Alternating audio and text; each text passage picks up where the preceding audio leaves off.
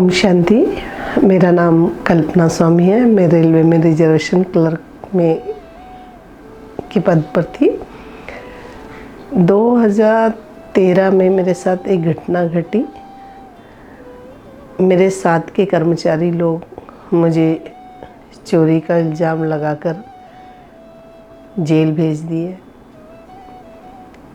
जबकि वो पैसा चोरी हुआ ही नहीं था। लेकिन फिर भी उन लोगों ने रंजिशवश ईर्ष्यावश मुझे ताबड़तोड़ थाने में प्रवेश कराए। इंक्वायरी है बोल के बाहर से दरवाज़ा लगाकर 2 अक्टूबर को शाम 5 बजे कोर्ट में दाखिल कराए और वहाँ से मुझे जेल दाखिल करा दिए 2 अक्टूबर को शाम को 5 बजे। मैं वहाँ पर बहुत रो रही थी और अपने आप को बहुत बेइज्जती महसूस कर रही थी कि मैंने तो चोरी की नहीं, क्योंकि मैं तो नागपुर में गई थी। मम्मी का श्राद्ध था, उस समय नवरात्र का समय था। 5 तारीख को नवरात्र शुरू होने वाली थी और 4 तारीख को हम लोग पितर पक्ष मनाते, इसलिए मैं नागपुर पैसा देने गई थी। वहाँ से मैं रात में 11:30 बजे गीतांजलि से आई और 1 अक्टूबर 2013 को मैं ड्यूटी की 3 बजे तक। और उसके बाद फिर मेरे को उन लोगों ने इल्ज़ाम लगाकर, जबकि चोरी हुई नहीं थी पैसा, लेकिन पता नहीं उन लोगों ने मेरे साथ क्यों ऐसा किया। उसके बाद फिर जब मैं जेल गई, वहाँ बहुत रो रही थी और मैं सोची कि अब मेरा जीना व्यर्थ है, मैं फांसी लगा के सुसाइड करूँगी, जीव हत्या। लेकिन वहाँ पर एक ब्रह्म कुमारी की बहन जी आई, उन्होंने मुझे ज्ञान अमृत किताब दी है, जिसमें ब्रह्मा बाबा का सिंपल फ़ोटो था। और उस फ़ोटो को मैं देखने के बाद में उसको मैं लेकर के अपने रूम में चली गई। मेरा रूम नंबर 2 था। वहाँ पर मैं अपने सर के नीचे रखी और शाम हो गई थी, 5 बजे तो दाखिल हुए। वहाँ मैं बिना खाए बिना पिए रोते हुए सो गई। अचानक रात को 2 बजे के करीब मेरे को किसी ने कंधे से ऐसा हिलाया, ऐसा एहसास हुआ। मैं इधर उधर देखी कौन है करके, तो कोई दिखा नहीं। फिर मैं बैठी, उठ के बैठने के बाद जो सिराने में ब्रह्मा बाबा की ज्ञानामृत पुस्तक रखी थी, उसको मैं गौर से देखने लगी। उसी बीच में मेरा खिड़की के पास बेड लगा था, तो मैं खिड़की की तरफ से जब देखी तो वहाँ से कम 100-150 ऐसी वाइट कोई पक्षियाँ उड़ती हुई जा रही थी। उसको देखी। फिर मैं ब्रह्मा बाबा की फ़ोटो को देखी। देखते देखते पता नहीं, मुझे ऐसा लगा कि पूरे हाथ पैर सुन्न हो गए और मैं कहाँ चली गई कुछ पता ही नहीं। सेंसलेस टाइप लगा मुझे। जब मैं ऐसी दुनिया में गई जहाँ एकदम बादल दिख रहे थे आजू बाजू पूरा, और हल्का वाइट कलर का कपड़ा पहने हुए एक बुजुर्ग अंकल दोनों हाथ ऐसा फैलाते हुए आए और मुझसे बातें कर रहे कि बेटा, तेरा अलौकिक जन्म हुआ है, तू उस दुनिया में खो गई थी, तेरे को मैं आया हूँ और तेरे को कुछ नहीं होने दूँगा। मैं चुपचाप देख रही हूँ कि ये जो फ़ोटो दिए है वही तो है, ये है कौन। मैं अपने मन ही मन में यानी ये कर रही। कुछ देर के बाद फिर मेरा हाथ पैर सुन्न होकर के मैं आई और फिर सुबेरे जब 6 से 7 के बीच में फिर वही महिला जिसने मुझे ज्ञानामृत की किताब दी थी, वो आकर के बोली कि चलो आओ कल्पना, मुरली पढ़ते हैं। तो मैं बोली दीदी ये मुरली क्या होता है, तो आप आओ। तो तब तक मैं नहा धो करके मंदिर के पास में थी, शिव का मंदिर था वहाँ पर, और उसको मैं 7 फेरे लेकर वहीं अगरबत्ती रखी हुई जलाकर घंटी वंटी बजाकर चुपचाप बैठी थी रोते हुए कि मैं सुसाइड कैसे करूं। क्या ये दुपट्टे से पूरे टुकड़े करके ऐसे जाकर बाथरूम में ये करूंगी, या ये पंखा रहेगा उसमें लटकूंगी, क्या करूं। बस यही मंथन चल रहा था। फिर वो दीदी आई, बोली आप कौन है? तो मैंने बोली कौन है? यानी मैं कल्पना हूँ। बोले तुम कल्पना नहीं हो, तुम एक आत्मा हो। फिर जब वो आत्मा बोले तो मैं बोली आत्मा तो भूत होती है दीदी। तो बोले नहीं, इस शरीर को जो चलाती वो आत्मा है।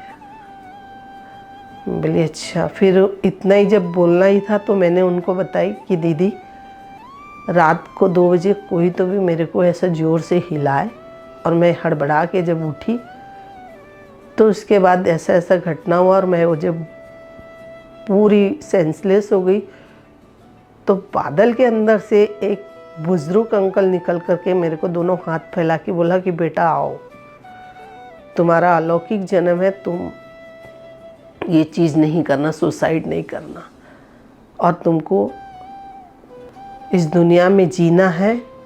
और बताना भूल गई, बाबा का परिचय देना है। मैं तो एकदम वंडर हूँ दीदी ये क्या हुआ है करके। तो दीदी बोली कि तुम बहुत अच्छी आत्मा है, धीरे धीरे तुमको सब चीज़ समझेगा। फिर उन्होंने धीरे धीरे रोज़ आकर के मुरली पढ़ाना, बाबा का परिचय देना, हमारे 2 पिता है। फिर ऐसी धुन लगी कि रोज़ सवेरे नहा धो के सबसे पहले मैं ही जाती थी वहाँ पर मुरली पढ़ने के लिए, और दीदी से पूरी ज्ञान लेती थी। धीरे धीरे ऐसे रहते रहते 2 से 3 दिन में मैंने बाबा को चैलेंज कर दी। मैंने बोली बाबा आप रियली इस दुनिया में आ गए? अगर आप आए हैं तो अगर मैंने चोरी की तो मुझे सज़ा देना, और अगर मैंने चोरी नहीं की है तो मुझे उसी जगह में, उसी नौकरी में मुझे वापस दिलाना। तब तो मैं मानूंगी आपको। मान तो अब भी रही हूँ, लेकिन उसके बाद मैं ज़्यादा मानूंगी। मैं सारा पूजा पाठ छोड़ दूंगी बाबा। ऐसा मैं मन ही मन में बातें करती रहती थी। सब लोग देखते थे कि इतना रोने वाली लड़की एकदम शांत कैसी हो गई। बस जा जा के बैठ करके बाबा की याद में रहती थी। उसके बाद में फिर मेरी जमानत हुई। जमानत होने के बाद में फिर हम केस के लिए हाई कोर्ट गए, वहाँ पर केस दायर किए, और मैं बरी हो गई। बरी होने के बाद में फिर मैं नौकरी में आई। जब भी कोई काम नहीं होता था मैं सिर्फ बाबा को बुलाती थी, बाबा आप देखो ये क्या कर रहा ऑफिसर, मेरे को नौकरी नहीं दूंगा। DRM साहब ने सीनियर DCM साहब को और सीनियर DPO को दोनों को बुलाकर बोले कि तुम ये लड़की को नौकरी क्यों नहीं दोगे, मुझे लिख कर दो, नौकरी नहीं दे रहे हो। 9 महीने से मुझे सता रहे थे। तो फिर उन्होंने मुझे नौकरी दिया। नौकरी दिया तो मुझे भाटापारा दे दिया कि बोले कि कल्पना को यहाँ रायपुर नहीं रखेंगे आप। फिर मैं बाबा के पास पत्र लिखी, बाबा को बोली बाबा मैं तो आपको बोली थी कि मैं अगर गलत की हूँ तो मुझे सज़ा दो, और अगर नहीं की तो मुझे उसी जगह में बैठा। तो एक भाई अचानक फ़ोन आया कि कल्पना तुम ड्यूटी ज्वाइन कर लिए। मैं बोली नहीं करी भाई। तो बोले तुम 1 मिनट आओ बोले ऑफिस। मैं उनके ऑफिस गई। वहाँ पर जसपुर के कोई राजा बैठे थे, उनसे मिला कि ये कल्पना बहन है। मैं बोली भाई मेरा ट्रांसफ़र ज़बरदस्ती भाटापारा कर दी है और मुझे यहाँ पर ये नहीं। बोले CCM का नंबर दो। उन्होंने बात किए। बाबा की इतनी बड़ी मदद मिली जैसे फरिश्ता बन के आए। तुरंत मेरा CCM साहब ने बोले कि कल्पना को अभी के अभी तुम रायपुर दोगे। और आप यकीन नहीं करेंगे 8:30 बजे रात को मेरा ऑर्डर भाटापारा से रायपुर हुआ, जो कि पॉसिबल ही नहीं था। और मैं एक दिन भी ज्वाइन नहीं करी, बस बाबा के भरोसे बैठी थी कि मेरा बाप मेरे साथ है। दुनिया वाले जिस्मानी से भले ही मेरे को कोई गलत समझे, लेकिन रूहानी से मेरे बाप ने मुझे अपना बनाया और मेरी हर समस्या का समाधान किया। एक पल एक भरोसा। उस दिन से हर काम मैं बाबा के बिना बिल्कुल नहीं करती। और वो पैसा जो था 1,77,565, वो चोरी नहीं हुआ था। वो चोरी नहीं हुआ था, ज़बरदस्ती चोरी का इल्ज़ाम लगाया। 11 साल बाद जब मैं और एक हुसैन भाई है, हम दोनों जाके रेलवे बोर्ड में कंप्लेंट किए कि सर इसकी इंक्वायरी की जाए। तब बोर्ड ने यहाँ से इंक्वायरी कराए तो पता चला जिस लड़की ने मुझ पर चोरी का आरोप लगाई थी वही लड़की ने उस पैसे को चोरी और एक और किरण करके दोनों ने, रेलवे ने उनको सज़ा दी है, उनका पैसा काट रहे हैं। दोनों का 88 हज़ार करके 10,000 रुपये महीना जून महीने में, इसी 2023 जून महीने से उनको पनिशमेंट दिया गया। बताने का मतलब ये है कि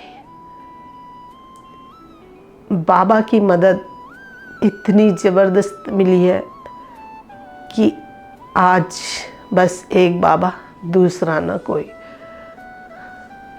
इस टाइप के ऑफिसों में एक एसटी महिला को परेशान किया जाता है और भगवान स्वयं धरती पर अवतरित हुए और उनकी मदद हमको मिली। जिस्मानी से भले किसी की मदद मिलती तो बाबा ही करवाते हैं, अपने खास फरिश्ते बच्चों को भेज करके।